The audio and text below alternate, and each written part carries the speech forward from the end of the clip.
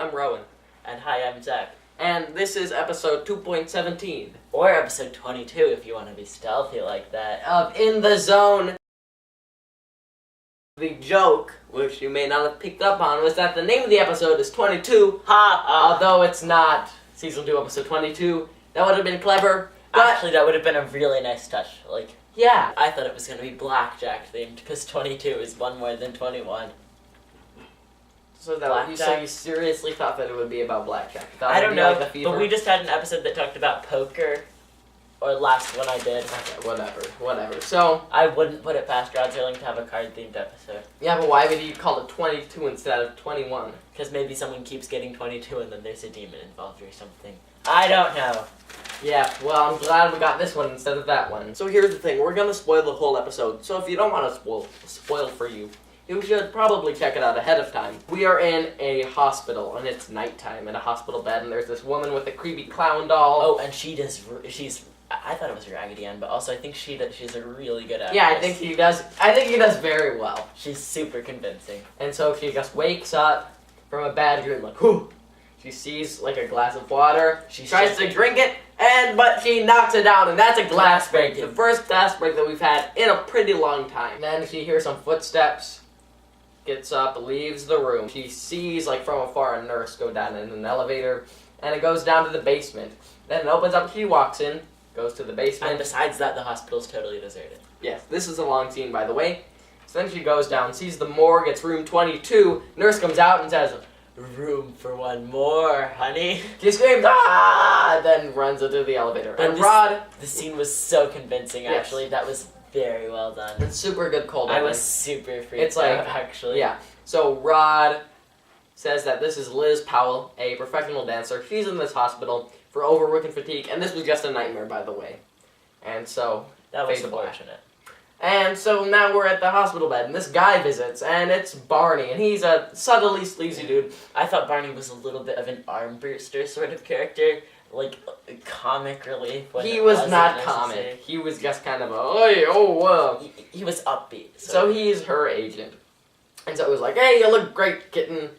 And he brought this photo of her and stuff. We kind of learn that she's mad at him, like, he doesn't really care about her, and he's the one who's, like, overworking her and stuff. And she's just miserable in the hospital. She's like, "Yeah, well, I'm lying on a school-out bed, and everyone's looking at me like they're looking at a microscope." She does it convincingly, though. Yeah, she does it very you could actually imagine, with a poor performance by the lead actress, this episode could have been just so unintentionally funny. And Barney doesn't care. And so she's talking about how she had these dreams, but they aren't really dreams, she says, they really happen. That's sort of the main conflict of the episode, like, the main mystery, like, who are these dreams, or are they not dreams? Because it's a recurring dream, what we just saw. And she's like, "You gotta believe me." So then the doctor comes in, and he is even creepier. He's like, "Hey, you make an old doctor wish he was a young intern, ah!" She hates him. Yeah, she's like, "Yeah, you're a fool." And then he's like, "Oh, you're a little feisty." No. He uses the royal we, and he's like, we're a little feisty today, aren't we?" And she says, "We are not feisty. We are just a little tired." The doc is like, "You're fine. You're on the road to recovery." And Barney's like, "Yep, I'm glad I got you back to work. She's a great stripper." And she's like, "A dancer." And it's like, "Oh, whoops, this is awkward." I mean, this kind of shows you Barney. Yes. Not. And it shows you her, just her view. I'm not sure what you mean. Characterizes her more like that. She's sort of like, I don't know. Like, that she just calls it a dancer, like, sort of, like, she's... I don't know where I'm going with this. Later we say that, like, later she says that Barney only cares for his 10% commission. Yeah. It's just a super sleazy situation. And that's cool, that adds the whole environment, the whole stress on her. Yeah, that's a nice detail. Yeah, this whole... Yeah, it's not just it's full of a lot of nice details. It's not just like the 60s era, like, sort of like sexism and stuff. It's intentional, I think. Trying to create that kind of environment that, like... Yeah, and there's all this other kind of stuff, like this guy at the airport is looking at her and stuff. They reiterate the sequence of events of the dream. And the biggest problem with this episode that... I feel positively about this episode. I also feel positive. The biggest problem Do you know what it is? I have a couple of things with that. Well, it's padding. It's padding. Padding. Whatever you were saying is wrong. My problems were much more minor. Like what?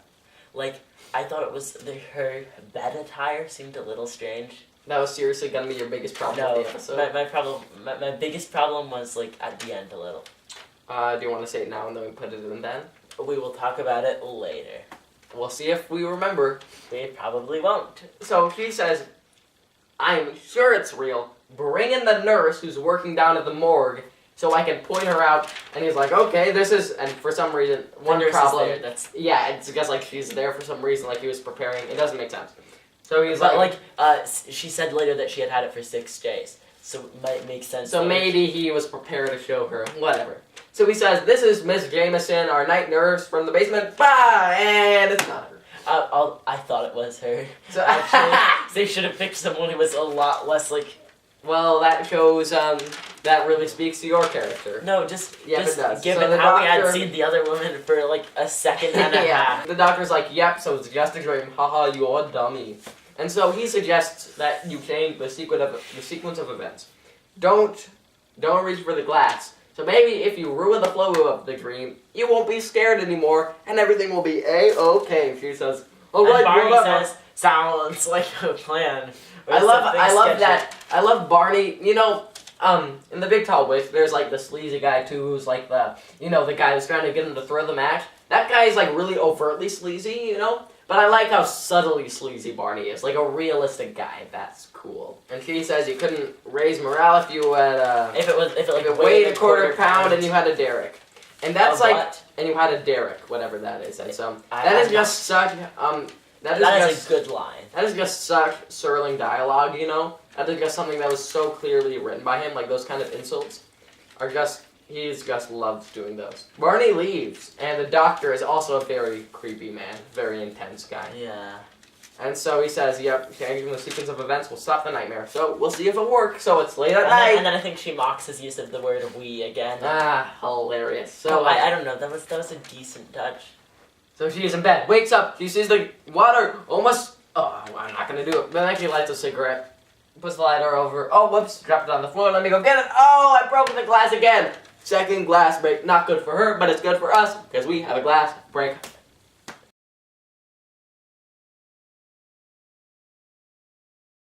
Break. So she hears the footsteps, then she gets up, and more padding. We just reuse all this footage from the opening, you know. It's pretty sad that they have to pad like Actually, this. I liked that, because you're kind of wondering the second time, like, oh, is something gonna happen? Yeah, I guess Like- it's, yeah. Like, I mean, I kind of half thought the nurse was going to be in the elevator or something until the nurse went down before Right, he right. did. So anyways, this But you this scene is sort of dumb, because it's like, oh, I ended up breaking the glass, so now I just have to go and keep... It doesn't make sense to me, the whole mechanics of it.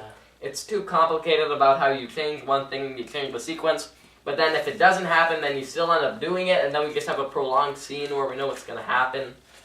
But I didn't really know what was going to happen there. Yeah, I guess not. I liked it. I thought that was well done. Yeah, it's just, I don't know.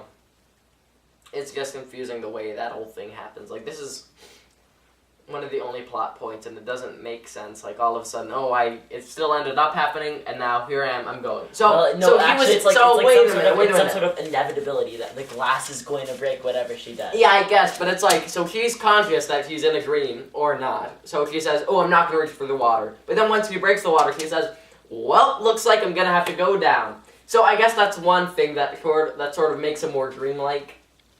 But I don't know. But the point is by to the leave by the time ambiguity. you acknowledge that, ooh, I should pick up this glass of water. Then at that point you realize that you're in the dream. So then at that point, wouldn't you also say, maybe it would be a bad idea for me to walk down this hallway? But I'm not sure. I don't think she thought she was in a dream. Then why did she not reach for the glass? Unless she realized, wait, this is a dream. I shouldn't reach for the glass. But she still thought that that was real. Yeah, but if it was real life, I don't. If she thought it was a dream, she would jump out of the window. If she was awake and she knew it was real life, then say, I'm going back to bed. I don't. Maybe she was too scared. I don't have a Too problem. scared to go back. So you're saying She wanted to walk into the hallway and go to I'm not sure, but I do think it would be difficult to sleep if you were that. It doesn't make sense, but it is interesting, the ambiguity of, is this a dream? Is this real life? I love it. I love it. It ends with, like, we don't know. We fade to black, and then we fade up, and then the dream finishes. Room for one more, honey. Oh, no! And then we fade, and then she's like, she's in her bed, and the doctor's, like, putting a needle and stuff, and then the nurse is holding her down. So I guess that sort of clarifies. Wait, but this is interesting. It's ambiguous, because we fade. So this could imply two things. It could mean... One, that was real life. She got to her bed. She was like, and they heard her like screaming in her bed, so they got her. Or it just means like she woke up. So that's kind of cool. Yeah, That it could go. There's a scene where the doctor is talking to a nurse, and he says, "Wow." He says, this is odd because she's never been to the morgue. Patients are not allowed down there. And also, this is sort of another kind of thing where it's like, well, if it was real life, she probably wouldn't get there if she wasn't allowed, or whatever. Anyways, but even though she probably hasn't been down there, she still said that the room morgue number was 22, and she knew that she specified it. And it is in real life. How very odd indeed. We fade to the next day, and like, Liz is packing up. She's getting ready to leave, and the nurse is like, Mr. Barney's here to see you. Can I get through the back door? Guess he doesn't want to see the dude. So the doctor's like, send me a postcard from Miami Beach. Next time I see you, I hope it's down this hospital. I hope I'm sitting at the ringside table. Give me a wink.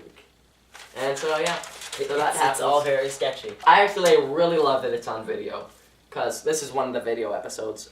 You can hear more about that in our Lateness of the Hour episode. At the end, the video catches up to the episode, though. Yeah, but it's like, I think it makes it better for the most part, because it's like almost like hospital surveillance. There's just a very like, vibe to it. He confirms it was a dream, and that when you're overworked and fatigued, your mind plays tricks on you. She's like, whatever. And that a recurring nightmare makes sense.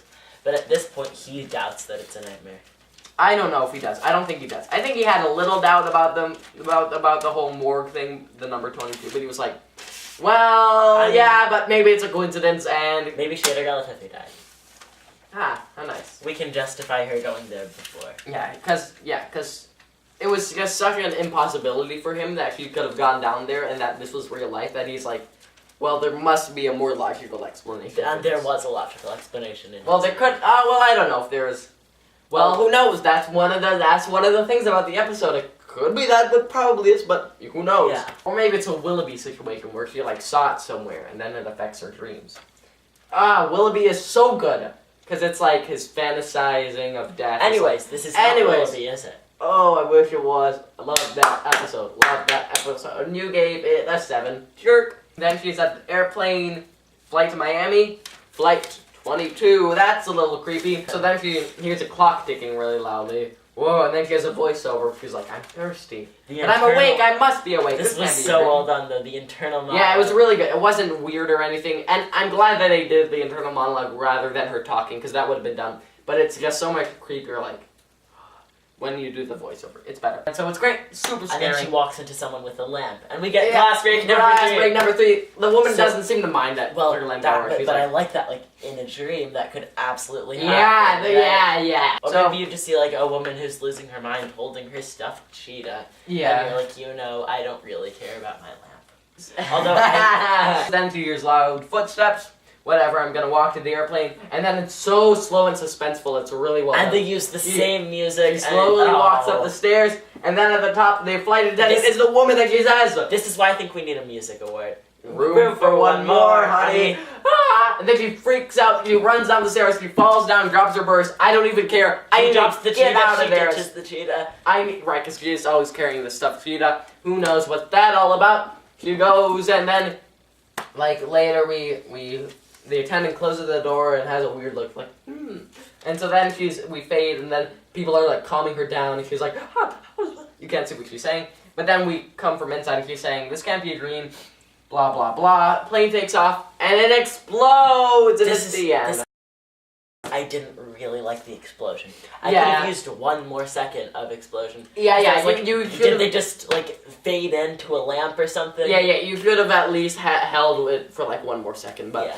And also because of the video, it does make it look confusing. Which is why I That's the one problem with the video, but otherwise I think that's why I adds to the episode. But didn't Hold it for one more second. But anyway, she freaks out, and that's the end. I love that thing. It's like, because the morgue, the 22 represents the death, and then if you went on 22, she would end up in the morgue. But the question It's is, so clever. would she, like, die in her dream, or would she die while she was awake?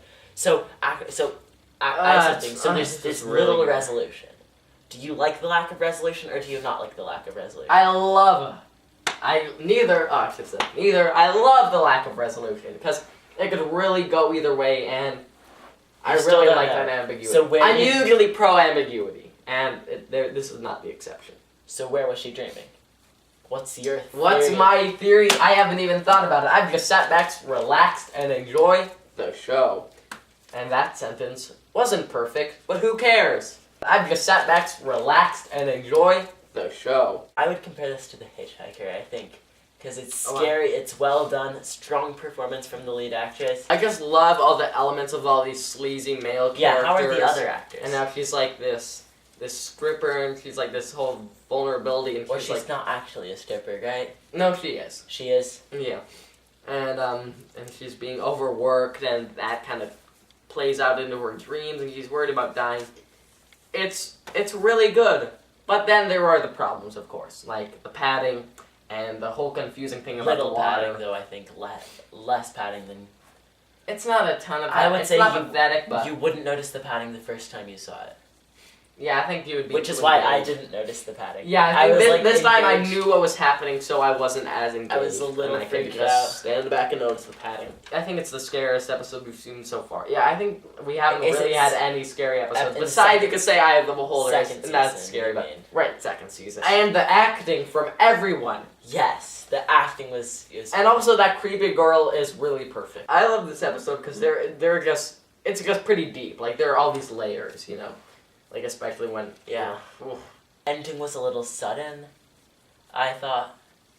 But that's kind of good, like I don't think so. it keeps you thinking about the episode. Yeah, there's not like a scene where she's like explaining it and stuff. What's your rating? 9.5. I thought that Whoa. was very, very well Whoa. done. Nice, 9.5. That was a good horror episode, I think. It's really scary. So what happened was I had to cut because I was thinking so hard about this. I will not So let my and I had prediction- it down between two choices. My and prediction is written, so I will and not. so Zach predicted the two things that I was trying to decide between. I might not be close. All right, so first I'm gonna ask you your predictions. What were the two things that you I thought have was them written here, so you knew that I won't. So you know I will not Alright. change them. I will Wait. not influence your rating. Wait, no, say them now. No. I have my rating in my head. Give your rating first. Wait. First I'm gonna write down my rating. I don't trust you. All right, I'm gonna write the two that I was. This is exciting. This is in the zone history. Nothing this exciting has ever happened. It's like Besides a fun the game. Nick of Time argument or Oh, of Hitchgate. course. Or Hitchgate, right? Or the zonies in general.